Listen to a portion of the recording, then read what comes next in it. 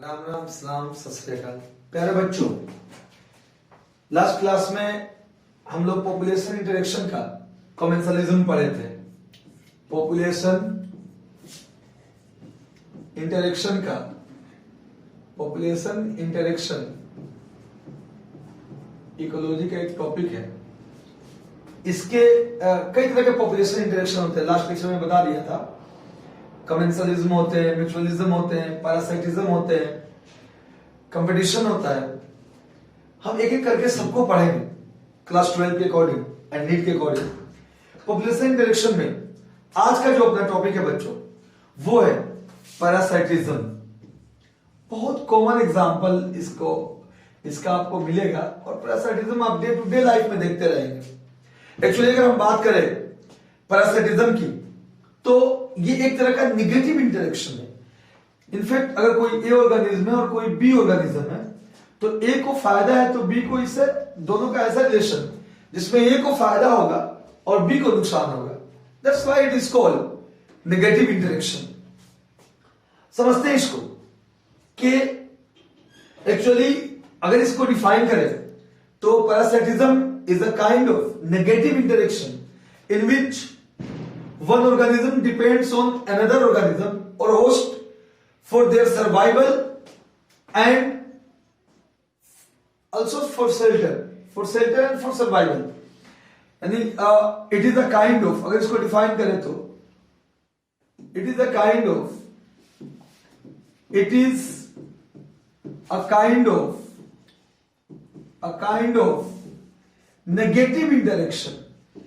negative interaction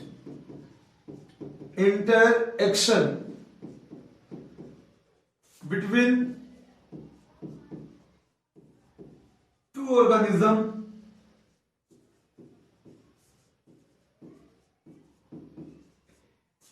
in which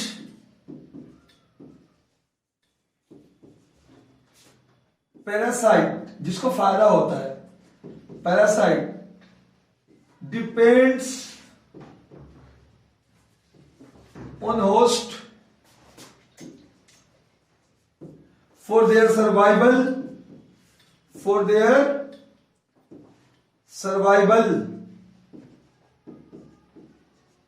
and shelter,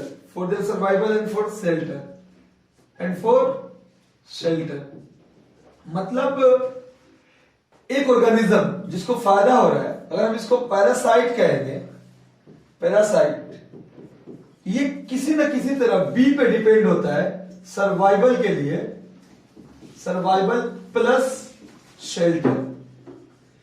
अपनी life में कुछ ना कुछ पार्ट्स में जरूर पैरासाइट होस्ट पे गुजारेगा। इसको पैरासाइट कहते हैं और बी को क्या कहते हैं? होस्ट। Got it? यदि बहुत शॉर्ट में अगर हम बात करें तो पैरासाइटिज्म एक तरह का इंटरेक्शन है जिसमें पैरासाइट होस्ट पे अपनी सर्वाइवल और शेल्टर के लिए डिपेंड होता है। क्लियर? ओके। अब पैरासाइटिज्म मतलब जाहिर सी बात है पैरासाइट होस्ट को नुकसान पहुंचाएगा, तो जाहिर सी बात है अगर आपको कोई नुकसान पहुंचाए तो आप कोई ना कोई तरीका तो ढूंढोगे ना कि उससे बच जाएंगे। साइंस में वो तरीका इवोल्यूशन के साथ साथ साइंस में वो तरीका एडेप्टेशन कहलाती है। मान लीजिए, और ये सब इवोल्यूशन से डेवलप हुए, मान लीजिए कि एक्चुअली पैरासाइटिज्म में जो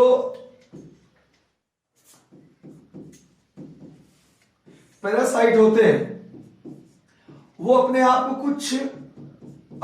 में कुछ एडेप्टेशन रखते हैं।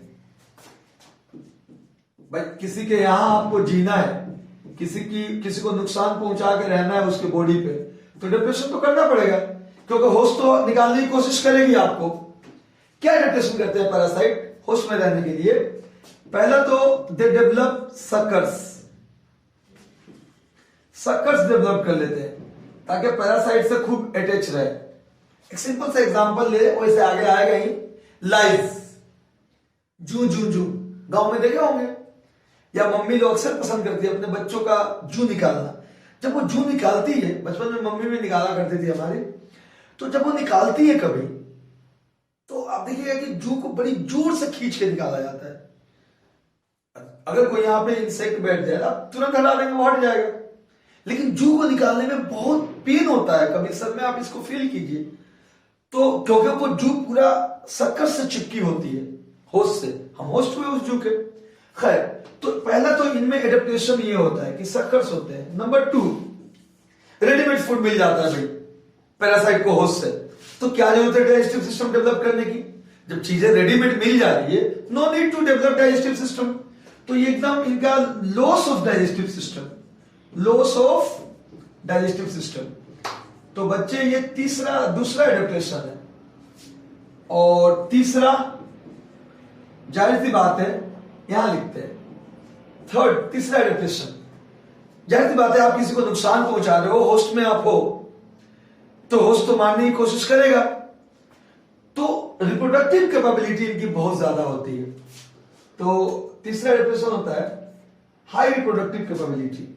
आप कह सकते हैं high reproductive capability, high reproductive capability. तो बच्चे ये 3 जो होता है एडेप्टेशन होता है किसमें? होस्ट में, सॉरी पैरासाइट में। ओके, अब इसके बाद जाहिर सी बात है होस्ट भी एडेप्टेशन करती है, लेकिन पैरासाइट भी साथ साथ एडेप्टेशन करती है होस्ट पे जीने के लिए। That is called coevolution. भाई आप बचने की कोशिश कर रहे हैं होस्ट, तो पैरासाइट भी चेंजेस कर रही है अपने अंदर कि हम उसी के होस्ट के बॉडी पे ही रहे। ओके, तो एनसीईआरटी के फर्स्ट पैरा में ये सारा डिस्कशन हुआ है। सेकेंड पैरा में ये आगे की तरफ एनसीईआरटी एग्जाम्पल पे डील करती है, और क्वेश्चन ही बोर्ड में, मैं लास्ट लेक्चर में भी बताया था कि इन सब टॉपिक से एग्जाम्पल से ज्यादातर क्वेश्चंस आते हैं, इवन नीट में भी आते हैं, बोर्ड में भी आते हैं। सो लेट अस सी कि पैरासाइटिज्म के एग्जाम्पल क्या है। पहले तो इसकी टाइप देख लेते हैं, फिर एग्जाम्पल की तरफ बढ़ेंगे। Types of parasitism. देखो, 2 तरह के पैरासाइटिज्म होती है, एक एक्टोपैरासाइट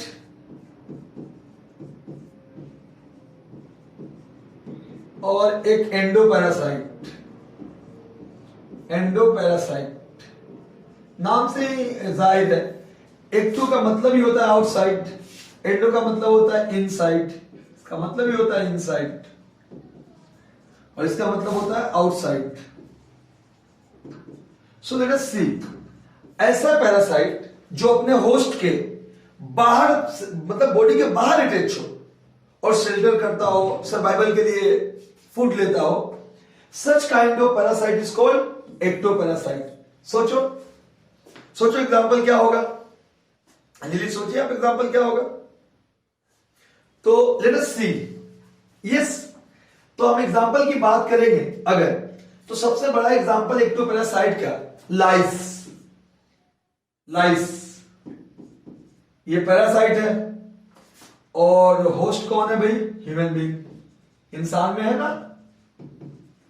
तो लाइस क्या हुआ? पैरासाइट। और कौन सा पैरासाइट हुआ? एक्टोपैरासाइट। और ये क्या हुआ? Human being, host. यार आपके बदन, आपके सरों में जू, आपके नहीं सॉरी, लोगों के सरों में जू होती है ना, ये एक तरह का एक्टोपैरासाइटिज्म है। यही नहीं, let us second example, leech. कभी तालाब में या नदी में नहाने गए होंगे आप, तो पैरों में आपके लीच, जोंक हिंदी में उसे कहते हैं, जोंक पकड़ लेता है। Do you know that is also ectoparasite. इंसान में एक्चुअली वो केटल्स में बहुत ज्यादा पकड़ लेती है, जब केटल्स वगैरह नदी या तालाबों में नहाने जाते हैं तो उनमें चिपक जाते हैं। इंसान भी जाता है तो कई बार उन्होंने भी चिपक जाती है। तो ये दूसरा एग्जाम्पल हुआ। सो एक्टोपैरासाइटिज्म के पहले एग्जाम्पल लाइज एंड ह्यूमन, और दूसरा एग्जाम्पल, सेकंड एग्जाम्पल लेते हैं बच्चे, लीच एंड केटल्स। इसमें केटल्स क्या हुए बच्चों? होस्ट, और लीच क्या हुआ? Parasite. But these are example of ectoparasitism. इसको एक्टोपैरासाइटिज्म कहते हैं क्योंकि बॉडी के बाहर ये अटैच रहती है, सर्वाइवल के लिए भी या शेल्टर के लिए भी कुछ देर तक, जो भी हो, लेकिन ये बॉडी के बाहर अटैच रहती है। एंडोपैरासाइट जो बॉडी के अंदर बॉडी के अंदर रहती है और अंदर शेल्टर रखती है या सर्वाइवल के लिए रहती है। सो लेट अस सी एंडोपैरासिटिज्म। एंडोपैरासाइटिज्म बच्चे अगर हम इसकी बात करें तो जो बॉडी के अंदर रहते हो, जैसे लिवर फ्लिक, ये बॉडी के अंदर रहती है एक्चुअली लिवर में, तो ये बॉडी के अंदर रहती है, तो अंदर रह के ये फूड रहती है, शेल्टर रहती है। Such kind of parasitism is called endoparasitism. So let us see. तो बच्चे हमने क्या देख लिया कि पैरासाइटिज्म की डेफिनेशन क्या होती है। पैरासाइट जो फायदा उठाता है, होस्ट जिसको नुकसान होती है। पैरासाइट दो तरह के होते हैं, एक्टोपैरासाइट, एंडोपैरासाइट। एक्टोपैरासाइट जो बॉडी के बाहर अटैच होते हैं, जैसे जू, डॉग्स में टिक्स वगैरह होते हैं, माइट्स। और एंडोपैरासाइट जो बॉडी के अंदर होते हैं, बैक्टीरिया वगैरह भी। ओके, उसके बाद एडेप्टेशन भी देखा कि पैरासाइट का क्या एडेप्टेशन होगा। होस्ट तो निकालने की कोशिश करेगी, लेकिन पैरासाइट को तो अपने आप को एडेप्टेशन रखना पड़ेगा ना, चेंजेस, ताकि वो निकाल ना पाए। ये भी देख लिया हम लोगों ने। सो अब एक क्वेश्चन है यहाँ, एनसीईआरटी में भी है, बहुत इंटरेस्टिंग क्वेश्चन है कि बच्चे क्या आप मॉस्किटो को पैरासाइट कह सकते हैं? सो लेट अस डील नेक्स्ट टॉपिक। तो पैरासाइटिज्म एनसीईआरटी में भी है कि क्या आप मॉस्किटो को पैरासाइटिज्म कह सकते हैं? पैरासाइट कह सकते हैं मॉस्किटो को? सोचो भाई, ये भी तो ले ही रही है ना आपसे, वो काटती है, बाइट करती है, ब्लड सक करती है। नहीं, ये पैरासाइट नहीं है। इनफैक्ट काटते ही आपको मेल मच्छर कभी नहीं काटता, फीमेल मच्छर काटती है, फीमेल एनोफिलस। हाँ, वो जो मच्छर है, मॉस्किटो है, उसके अंदर प्रोटोजोआ है, वो प्रोटोजोआ पैरासाइट हुआ। जो अब आप बोलोगे सर मलेरिया हो जाती है, तो मलेरिया जो होती है ना, तो मलेरिया का जो प्रोटोजोआ है, Plasmodium, that is the parasite. Mosquito parasite नहीं है। क्यों नहीं है मॉस्किटो पैरासाइट? क्योंकि एक बात सुनिए, मॉस्किटो फीमेल मॉस्किटो काटती है, और वजह है फीमेल मॉस्किटो को काटने का, वो ब्लड सक करती है और ब्लड में प्रोटीन्स होता है। These proteins are needed for production of egg. Female egg produce करती है, तो फीमेल को जरूरत है ना। क्यों हंस रहे हो? नहीं, फीमेल एनोफिलस, हाँ, फीमेल ही काटती है, मेल नहीं काटता। Male depends for their food on, actually वो अपने फूड के, इवन फीमेल भी, वो वेजिटेरियन होते हैं, वो अलग चीजों पे अपने फूड, प्लांट्स, नेक्टर वगैरह से फूड लेते हैं। काटती फीमेल ही है, फीमेल एनोफिलस, मतलब फीमेल एनोफिलस कह रहा हूं। तो अब वो काटी तो भाई वो ब्लड सक की तो प्रोटीन के लिए, अपने सर्वाइवल के लिए, और ना ही आपने शेल्टर तलाश की उसने। भाई डेफिनेशन क्या है पैरासाइटिज्म का? शेल्टर और survival.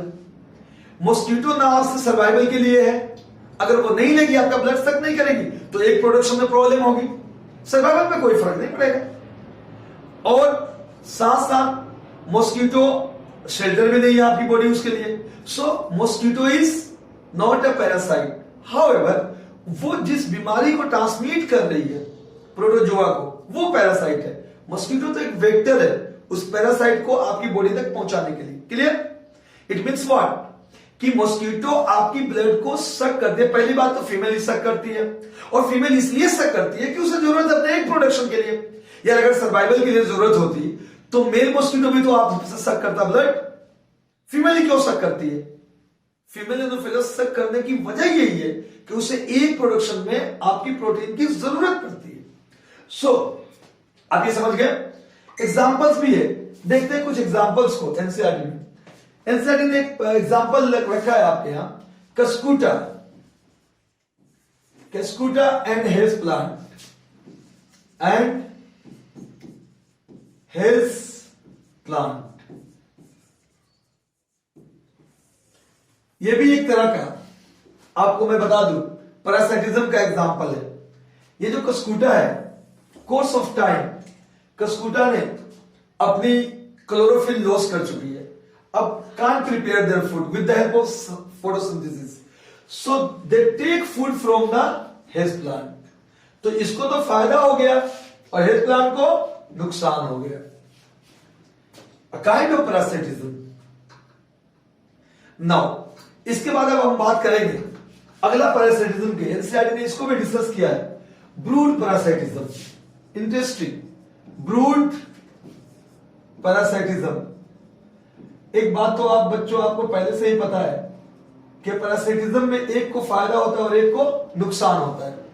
Now let us discuss about brood parasitism. Actually बेहतरीन कहानी है. कोयल की गाना कभी सुना है आप लोगों ने? कुक्कू की, कोयल की गाना बहुत दर्द भरी होती है, खासकर गांव देहातों में. जब मॉर्निंग में या सुबह इनकी दर्द भरी नगमा जब सुनाई देती है कानों में, दिल मचल जाता है.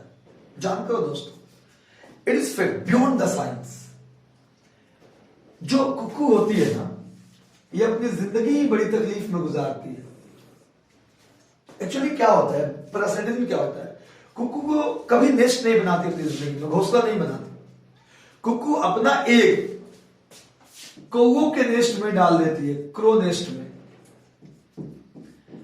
फायदा, एक्चुअली कुक्कू ने इवोल्यूशन के थ्रू अपने एग को एकदम क्रो के एग की तरह बना लेती है. हो गया है. अब क्रो के नेस्ट में कुक्कू ने अपना एग डाल दिया. भाई पहले से क्रो के 3-4 एग थे, उतना ही एग गिर गया इसका और ये अपना डाल दिया. सेम कौवा आती है, एहसास तो होता है स्मेल से, पर वो पहचान नहीं पाती, कंफ्यूजन में रह जाती है. और वो उस कोयल की एग को हैचिंग, मतलब उससे हैच करती है. और कुक्कू की कलर भी काली होती है बचपन में, और कौवों को पहचान नहीं आती. थोड़ी देर में जैसे ही हैचिंग होता है और कौवों को पता चलता है, अरे यार ये तो कुक्कू का बच्चा है, दौड़ाती है. मतलब एक बच्चा जिससे अपने पेरेंट्स की बहुत जरूरत होती है. एडप्टेशन देखो दोस्त, इंटरेक्शन देखो दुनिया की. पढ़ाई अपनी जगह पे, सीखो, लर्न करो पढ़ाई को. एग्जाम में नंबर तो यूं आएंगे, वो मतलब नहीं, सीखो चीजों को. तो कुक्कू के बच्चे जब पैदा होते हैं, मां बाप तो होते ही नहीं, क्योंकि कुक्कू तो पैरासाइट है. ब्रूड पैरासाइटिज्म, क्रो के नेस्ट में है, दूसरों के घरों में बेचारी वो जन्म ले रही है. ये बनाना शुरू करती है क्रो. ये बचपन से ही स्ट्रगल शुरू हो जाता है. पूरी स्ट्रगल में ये बड़ी होती है. आवाज में तो दर्द होगी ना. तो this is called brood parasitism. आए साइंटिफिकली थोड़ा डेफिनेशन की बात कर ले कि ब्रूड पैरासाइटिज्म में कुक्कू अपना एग को कौवे के नेस्ट में डाल देती है, घोंसले में. और कोर्स ऑफ इवोल्यूशन बिल्कुल सेम बना लीजिए कौवों की तरह अपना एक कुक्कू भी. कौवा उसे हैच करता है, बाद में कौवे को पता चलता है यार ये तो कुक्कू का बच्चा है. जब तक वो स्ट्रगल करना, हालांकि मारती भी है कौवा उसको. तो सच kind of parasitism is called brood parasitism. This parasitism is related with brooding, एक से रिलेटेड है. So it is all about the NCERT. In fact, more than sufficient है. नीट में भी इस टॉपिक से यही से क्वेश्चन बनते हैं. हम जब चैप्टर खत्म हो जाएगा पूरी क्वेश्चन नीट की, बोर्ड की, दोनों ही प्रैक्टिस करेंगे. एंड इवन मिशन तो है कि देखिए ईश्वर अल्लाह पाक कितनी दूर तक हमें कामयाब करता है, कि या भगवान कितनी दूर तक हमें कामयाब करता है कि हम इसको कितनी अच्छी तरह और पढ़ा पाते हैं. और आपको बिल्कुल जिस दिन एक चैप्टर खत्म होगा उस दिन पूरी क्वेश्चन नीट की भी, प्रीवियस ईयर सब कुछ होगा. और लगातार बने रहे, हम आपको नए लेक्चर के साथ आते रहेंगे. ओके, जय हिंद, जय भारत.